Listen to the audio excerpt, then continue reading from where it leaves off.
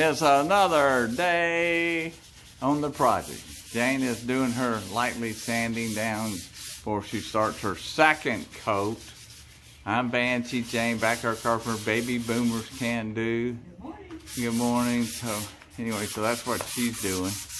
All right, so I'm continuing to work on the steps around, but this is all the stuff primed from the other day.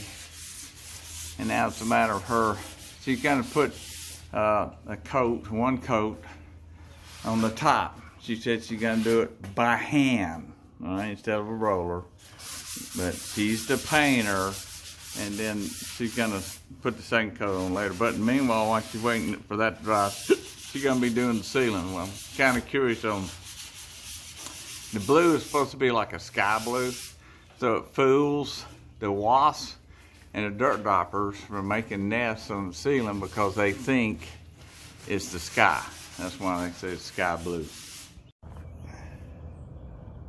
This is the treated material that came from home that I'm going to be using to make the permanent steps. Let's go look at the steps. Now that's an interesting solution to keep the truck from hitting the wall. Now that we removed this part of the handicap ramp, so he barely got enough room to get his truck in here so that he can close his garage door. So anyway, that's humorous. All right, this is little steps that are like the model that I'm going to be basing it off of to be able to build the correct steps. So that's what it looks like. Those are funny. They're just some recycled with some tape. What you're seeing is me adapting the model to the actual steps that I'll be building for the garage.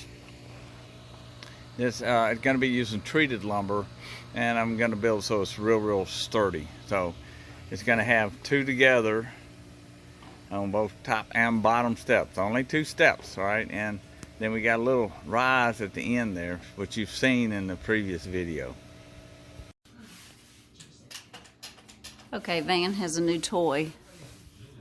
It's a roller that you suck the paint up in here so you don't have to continuously or even use a traditional roller like I'm using over here.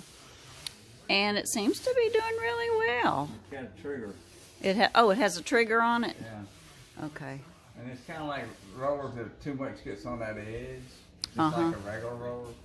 So, but, you know, I'm compensating for it. What's the word? Compensating. There you go. You're not confiscating it. That means you're stealing it. Right.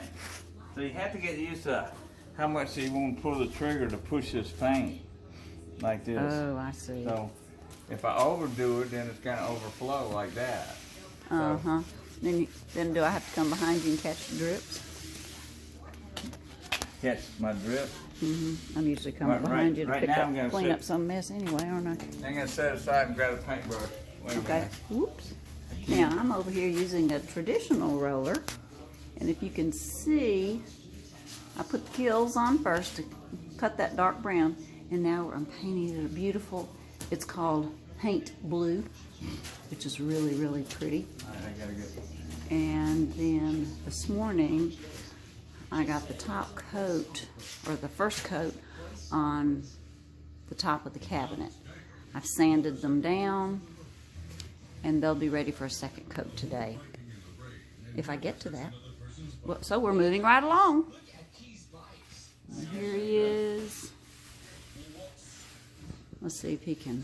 It's doing the same thing the regular rollers do to me if they get too much on the edge. Mm-hmm.